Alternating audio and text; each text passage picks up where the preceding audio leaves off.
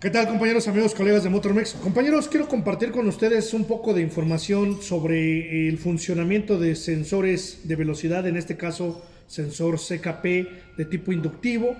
También sabemos que existen CKPs de tipo efecto Hall y algunos otros. Entonces, esta información es principalmente para aquellas personas de la comunidad que requieren conocer cómo es que realmente funcionan estos componentes.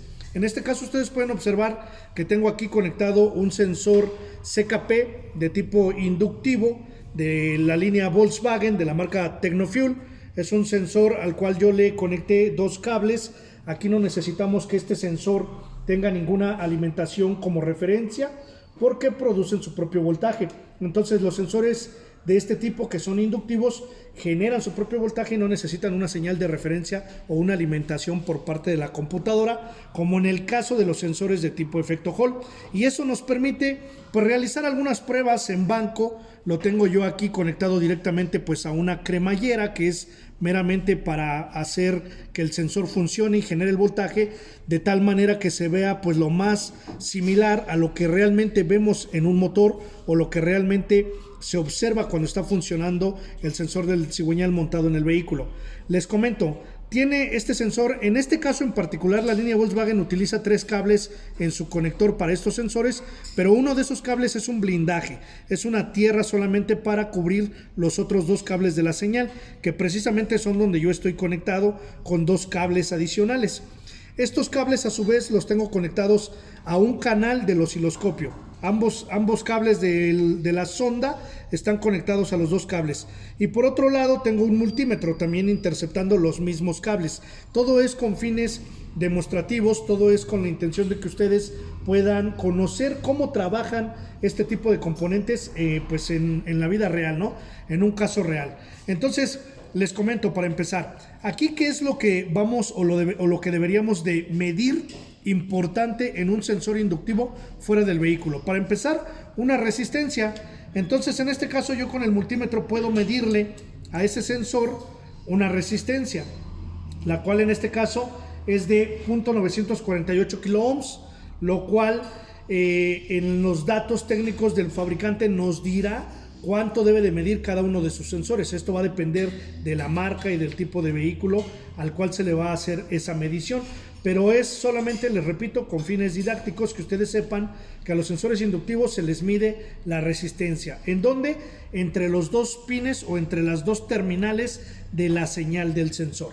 Ahora, segundo, estos sensores generan su propio voltaje, como ya lo dijimos, un voltaje que se puede medir en corriente alterna y que lo podemos hacer con un multímetro o también lo podemos hacer con un osciloscopio, que es lo más recomendado. El osciloscopio, ¿por qué? Porque ahí podemos observar la forma de onda típica de este tipo de sensores. Ahorita la vamos a hacer funcionar para que ustedes la observen. Entonces, una vez que ya nosotros medimos la resistencia, vamos a posicionar el multímetro en la escala de voltaje corriente alterna, porque aquí estos sensores van a generar ese tipo de voltaje de corriente alterna. Por tal motivo lo podemos medir con el mismo multímetro también.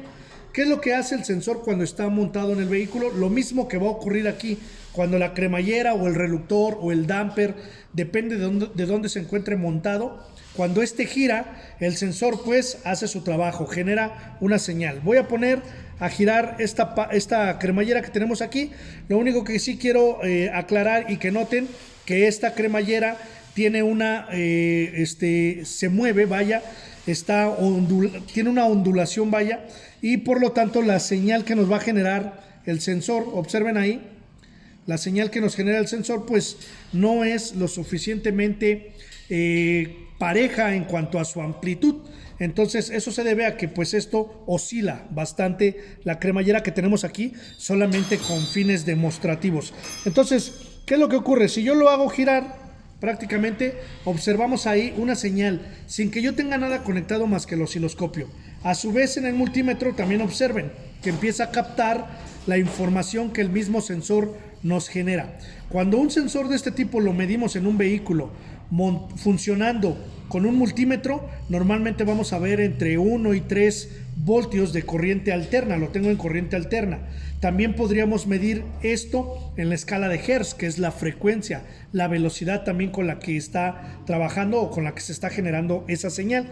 Voy a tratar de dar más vueltas más rápido al componente para que ustedes vean la señal que se nos va a generar. Vamos a utilizar un taladro.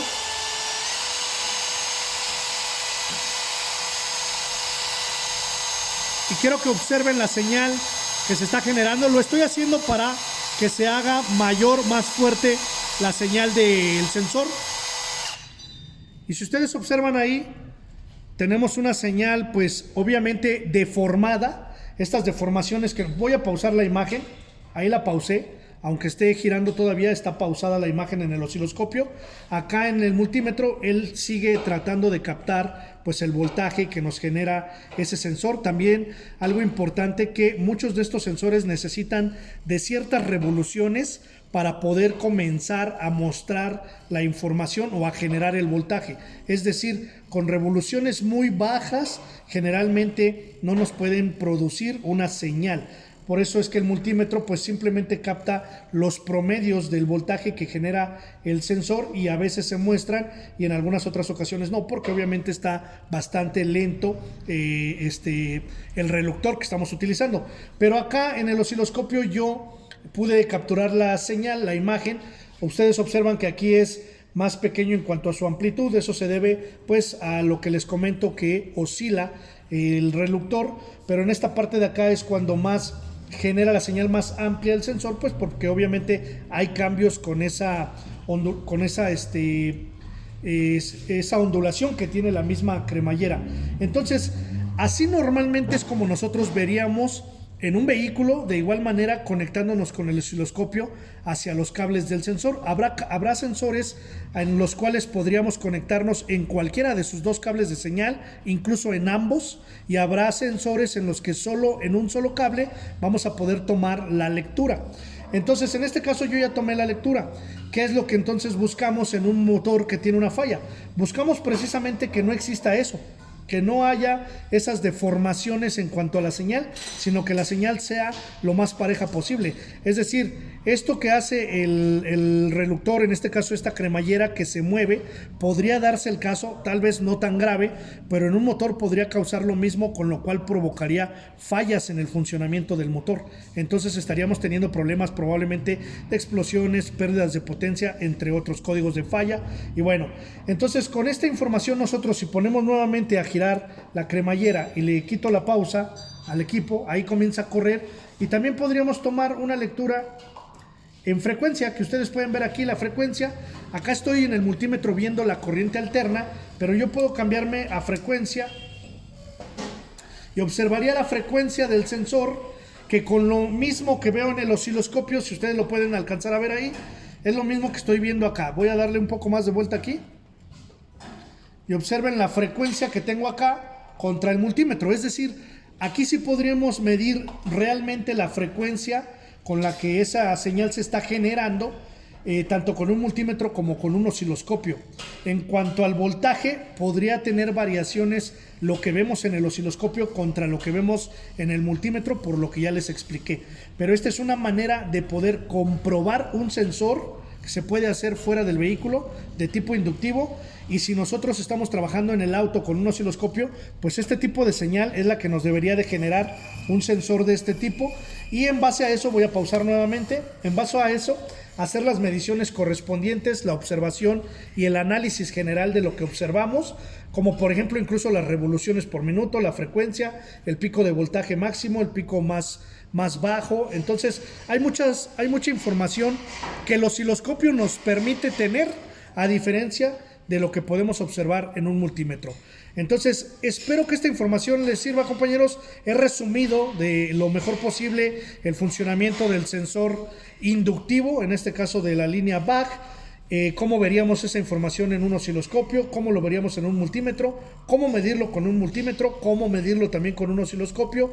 Incluso podríamos ver las revoluciones por minuto en las que se está generando también pues dicha señal con base a lo de la cremallera. Y bueno, el osciloscopio es una herramienta bastante útil, ¿no?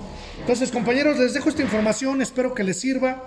No se olviden de visitar todas nuestras redes sociales, de darle like, compartir nuestros videos si esta información les sirve. Y también recuerden que cada fin de mes damos un curso de capacitación de varios niveles, de varios temas a los cuales están invitados. Próximo 24 y 25 de este mes, septiembre de este año 2022, curso presencial de osciloscopio. Están cordialmente invitados, compañeros. Por mi parte sería todo. Mi nombre es Oscar Muñoz y esto es Motormex.